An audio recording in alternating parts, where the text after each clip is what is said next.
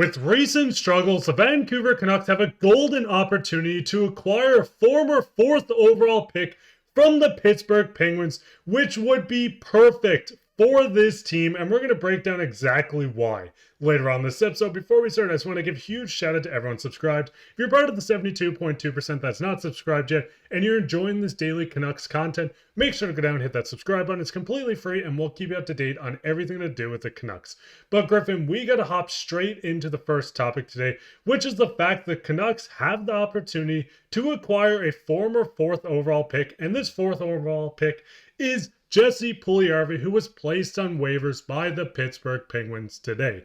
Now, looking at Puljujarvi, the biggest thing about him is his cap hit, $800,000. It's a 2-year deal, and this is the end of the deal. He's 26 years old, so you're still getting production and a relatively young guy on such a cheap cap hit. But it gets even better when you dive into Puljujarvi's stats. Now, looking at Puljujarvi, in 21 games, 3 goals, 5 assists for 8 points, 34 shots. You can pause, you can read through this. The biggest thing is he is a big body. 6'4", 26 years old, almost 27 years old.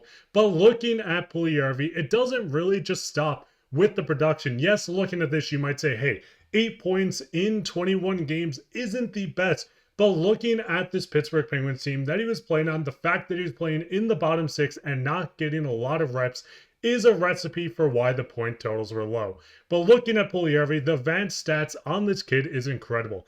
Puljujarvi hasn't played since November 7th. Before that, he was ranked 12th in time on ice per 60, 5th in assists per 60, 5th in points per 60, 2nd in rush attempts per 60, and goals for percentage, he was ranked 5th. He's an impactful, speedy, physical winger, and he got screwed over by Mike Sullivan.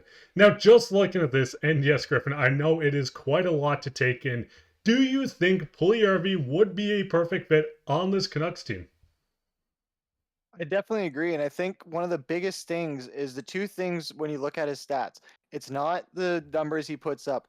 It's the size. He's a big boy, especially for the speed that he showcases. So if the Canucks can bring in a guy like this where he's fast as hell and he's a big boy, he can just pair very well with Dakota Joshua or with Kiefer Sherwood, where we could have another Bash Brothers line where he gets in there. He's not going to be as physical, but he's still going to be a big body and he's going to be explosive.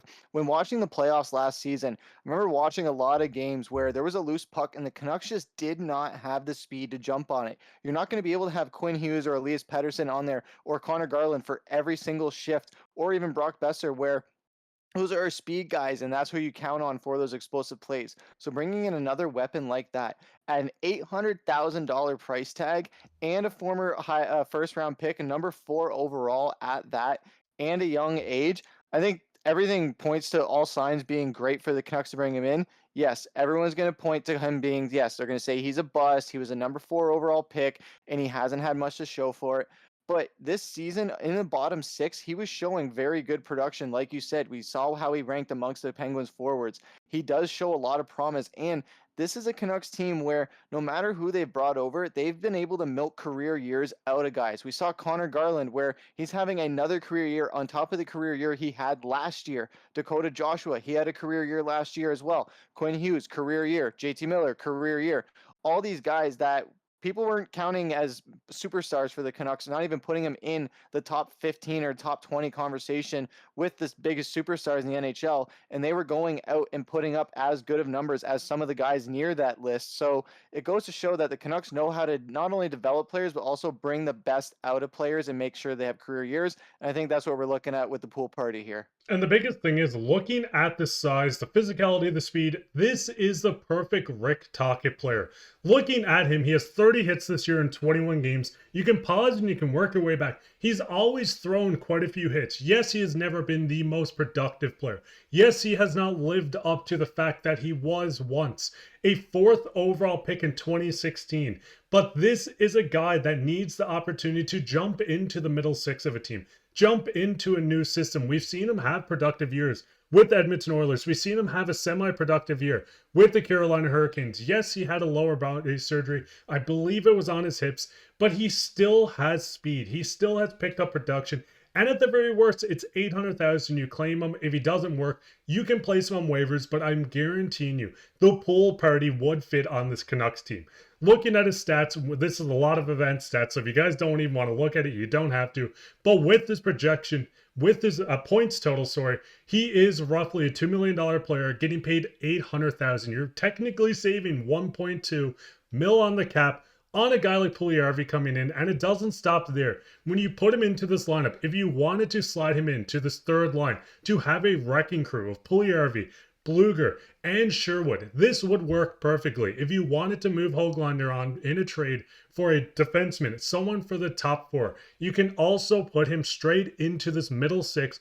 He would produce, he adds side, he adds speed to this team. We seen last year the biggest thing with Elias Pettersson was the fact he needed speedy wingers. Having someone like Puljujarvi on his wing would add so much more, including the physicality.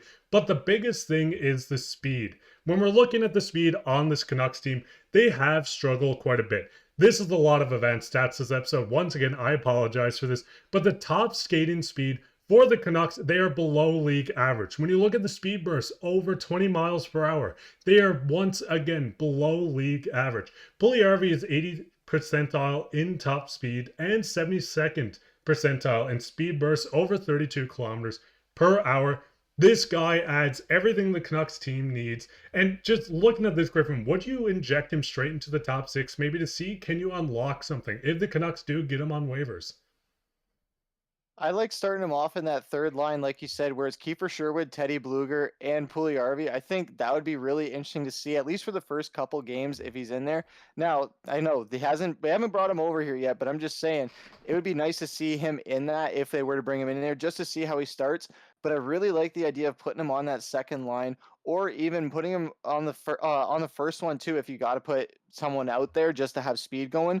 But if you have Petey with Connor Garland and Niels Höglander, or with Puljujarvi, sorry, if we are moving on from Höglander, because writing's on the wall there, but it's just a matter of time. So if you put him on there with Petey, Garland, and himself, I think that's something where you have Connor Garland's fast as hell, but he's small. Then you have Puljujarvi, he's fast as hell, but he's big. Then you have Petey, who's that perfect middle ground. So I really like the idea of that. I think that first line is really nice how it is right now. But the biggest thing, too, is, like you said, that cap hit. We look at Kiefer Sherwood right now. One of the reasons why we've been saying that he is the best free agent signing in the NHL this season isn't because he's leading the league in hits by a mile. It isn't because he's one of the top scorers on this Canucks team. It's because we're only paying him $1.5 million, and look what he's been doing. We've been doing that a lot with some players where we bring them in on cap-friendly deals, and we don't have to pay too much for them, and we bring out the best of them, just like we did with Connor Garland, just like we've done with other players. So I think this is a scenario where it's just a match made in heaven for the Canucks, for Patrik Allvin, for Rick Tocchet, Jim Rutherford, and I think he would mesh really well with this Canucks team overall. And the biggest thing is there's going to be a lot of teams in on Jesse Puljujarvi going into tomorrow's waiver wire. I do think the Canucks are going to be a team. I'm not sure how high they are on the rankings, but once again, he fits into this perfectly. We're seeing guys like PDG, we're seeing Max Sasson. These guys have produced, but they haven't been producing at the level we want. You can bring in Jesse Puljujarvi, you can give him a chance. At the very worst, he's a guy that gets sent down on waivers. He might clear and he might go to Absurd, but this is a chance to bring in a former top 5, 4th overall pick for free on waivers. But what you guys thought? Do you think Puljujarvi fits on this team? Do you want the Canucks to go out and get him? And where do you think he fits on this team? If they do acquire him, let us know down in the comments. Way down there, leave a like, subscribe, share this with your friends. We'll be back tomorrow with another episode, so keep your eyes out for that. But I've been your host, Mark, with my co-host Griffin, and take care.